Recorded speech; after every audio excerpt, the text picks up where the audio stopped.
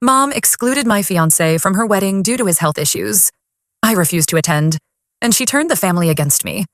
Then her new husband's outburst at the rehearsal dinner exposed her true colors. I, 28F, have been with my fiancé Alex, 30M, for 6 years now. We met during our senior year of college when we were paired up for a group project in our environmental science class. I remember being struck by his passion for conservation and his kind eyes. We quickly became friends, bonding over our shared love of nature and terrible sci-fi movies. Our relationship grew slowly but steadily. Alex was always patient and understanding, never pushing me to move faster than I was comfortable with. He knew I had some trust issues from past relationships and gave me the time and space I needed to open up. About a year into our relationship, Alex was diagnosed with Crohn's disease. It was a scary and uncertain time for both of us. I still remember sitting in the doctor's office, holding his hand as we listened to the explanation of what this chronic condition would mean for his life. Alex was understandably upset and worried about how this would impact our future together. But for me, it only strengthened my feelings for him. Seeing how bravely he faced this diagnosis and how determined he was to not let it define him made me admire him even more. I threw myself into researching the condition, learning everything I could about how to support him. There have been tough times, of course. Alex has had a few severe flare-ups that resulted in hospital stays. But we've faced each challenge together, and it's only brought us closer. Last year, on a hike to our favorite waterfall, Alex insisted on going, even though he wasn't feeling great that day. He got down on one knee and proposed. It was the easiest yes of my life. Now, some backstory on my family situation. My dad passed away when I was 12 from pancreatic cancer.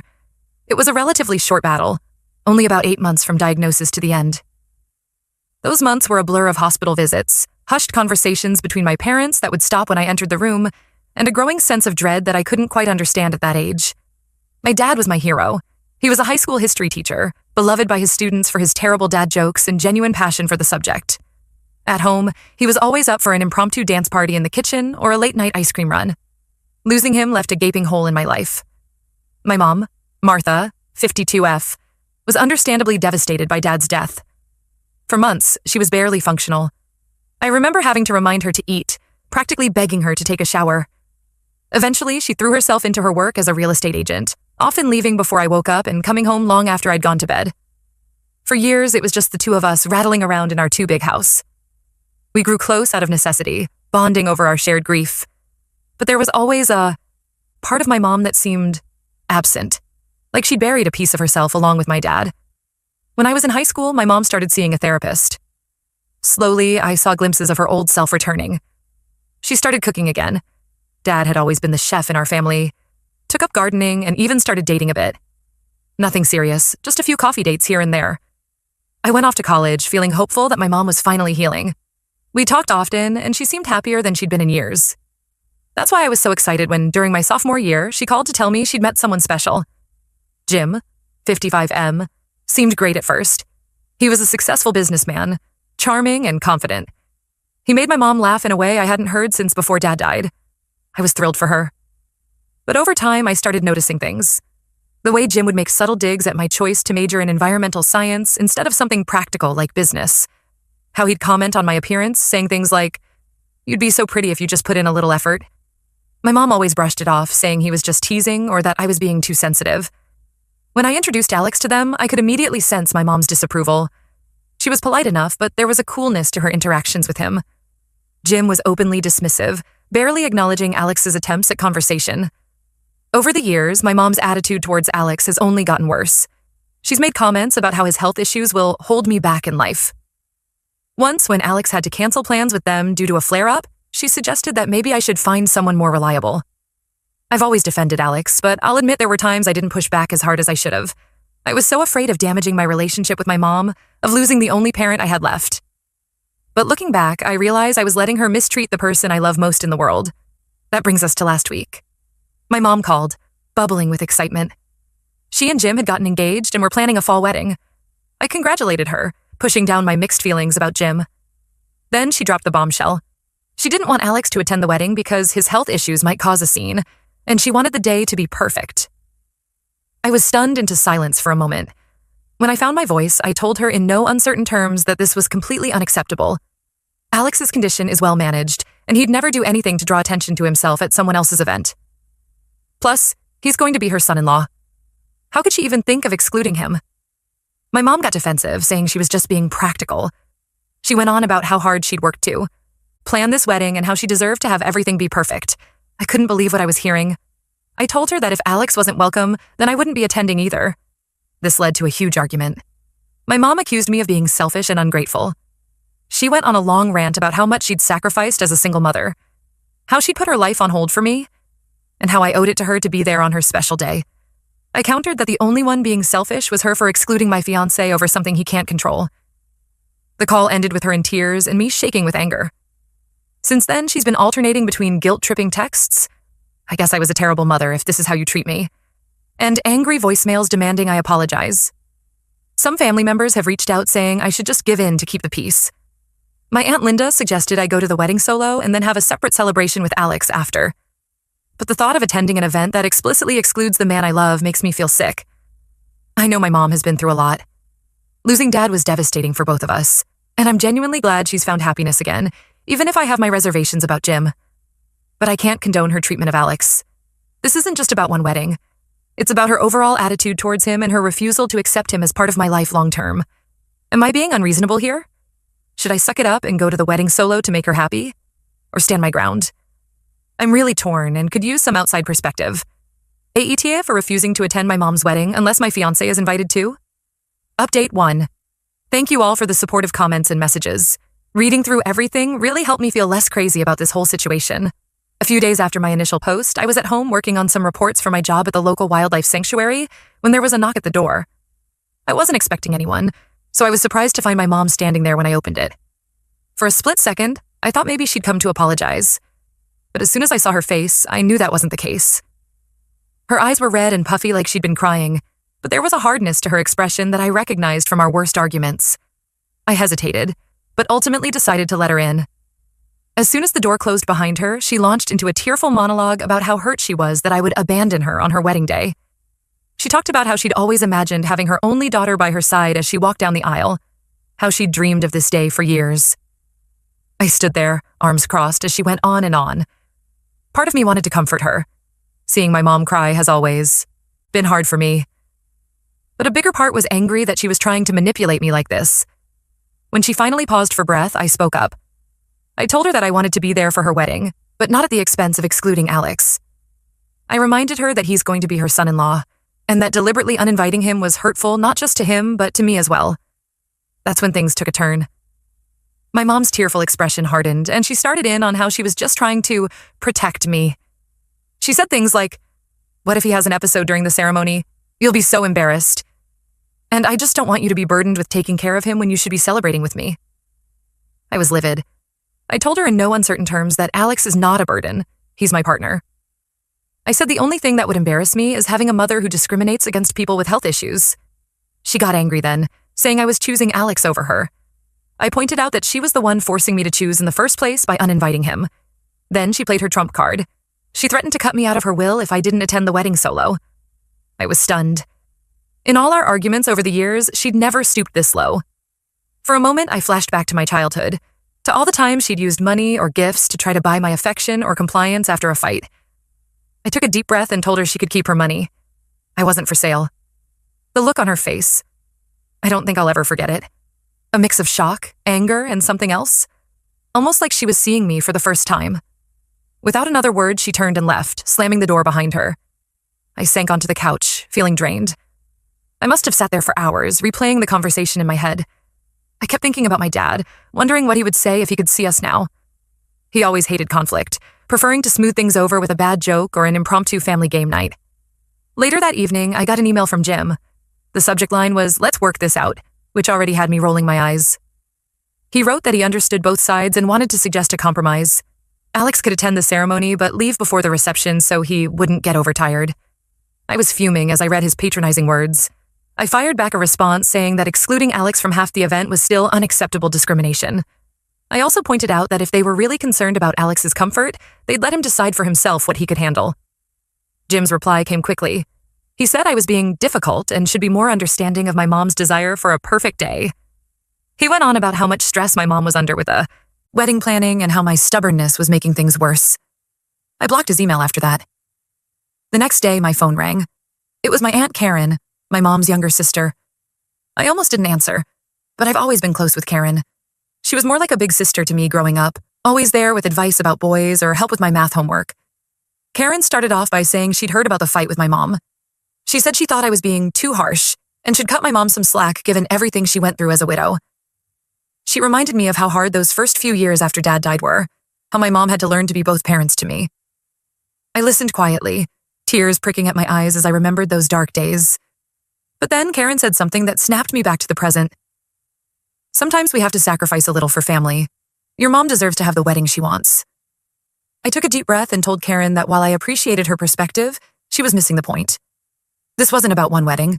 It was about my mom's overall treatment of Alex and her refusal to accept him as part of my life long term. I said that by excluding Alex, my mom was the one refusing to accept our whole family. Karen sighed and said, "You're so stubborn, just like your father." She meant it as a criticism, I think, but I took it as a compliment. My dad never stood for unfair treatment of anyone. I remember him getting into heated arguments with relatives who made racist comments at family gatherings, refusing to back down even when it would have been easier to stay quiet. After I hung up with Karen, I called Alex at work. Hearing his voice instantly made me feel calmer. I filled him in on everything that had happened. He listened patiently, then told me how proud he was of me for standing my ground. He even offered to skip the wedding himself to keep the peace, but I refused. This is about so much more than just one event. This whole situation has been incredibly draining, but it's also clarifying in a way. I'm seeing my mom and certain family members in a new light. And I'm more certain than ever that Alex is the one I want to build my life with. I'm sticking to my decision not to attend unless Alex is fully included and welcomed. My mom made her choice, and now she has to live with the consequences. I won't compromise my values or my relationship just to make her happy. Update 2. It's been about a month since my last update, and unfortunately, things have only gotten worse. My mom has apparently been on a smear campaign, telling anyone who will listen that I'm abandoning her and ruining her wedding by refusing to attend without Alex. She's painting herself as the victim and me as the ungrateful daughter. Last week, I ran into my cousin Melissa at the farmer's market. Melissa and I grew up together. Our moms are sisters and we're only a few months apart in age. We were inseparable as kids, sharing everything from clothes to our first sips of stolen wine at family gatherings. As soon as Melissa saw me, her eyes widened and she made a beeline for my stall. I sell homemade jams and preserves from fruit I grow in my garden, a hobby I picked up from my dad. I thought she was excited to see me, but as soon as she opened her mouth, I realized this wasn't a friendly visit. Melissa immediately started in on how I need to forgive my mom and stop being so selfish. I was shocked. Melissa and I have always been close, and I thought she'd understand my position. But it turns out my mom got to her first with her twisted version of events. I tried to explain my side, reminding Melissa of all the times my mom had made snide comments about Alex's health over the years. But Melissa wasn't having it. She said, "Your mom has been alone for so long, can't you just give her this one day?" I replied that if it was really about being there for my mom, Alex would be invited too since he's going to be her son-in-law. Melissa rolled her eyes and said, "Come on, we both know he's not going to be around long term. Why risk ruining the wedding photos?" I was absolutely livid. I told Melissa she had no right to make assumptions about my relationship and that her attitude was grossly ableist. She got huffy and said I was overreacting. I ended up packing up my stall early and leaving to avoid saying something I'd regret. That night, as I was stress baking, another habit I picked up from my dad, I got a group text from some extended family members I'm not even that close to. My great-aunt Mildred, who I haven't seen since I was a teenager. My mom's cousin Robert, who I'm not sure I'd even recognize if I passed him on the street. They were all piling on about how I need to do the right thing and attend the wedding solo. One message in particular stood out. It was from my Uncle Pete, my dad's younger brother. Pete and I were close when I was little. He was the fun uncle who always brought me cool science kits for Christmas and taught me how to skip stones, but we drifted apart after Dad died. Pete's message read, "Your father would be so disappointed in you." Those words felt like a physical blow. I found myself wondering, would my dad really be disappointed in me for standing up for my fiancé? For refusing to attend an event that discriminated against him? I thought back to my childhood, to all the lessons my dad had taught me about standing up for what's right. I remembered him refusing to do business with a company that wouldn't hire women for management positions, even though it cost him a big contract. I thought about how he always went out of his way to make people feel included, especially those who were often overlooked or marginalized. That was the last straw. I sent a reply to the whole group laying out exactly why I wasn't attending and how hurtful and discriminatory my mom's actions have been. I explained that my dad taught me to stand up for what's right, even when it's hard. And that's exactly what I'm doing. I finished by saying anyone who supports excluding Alex is no longer welcome in my life. The fallout has been intense.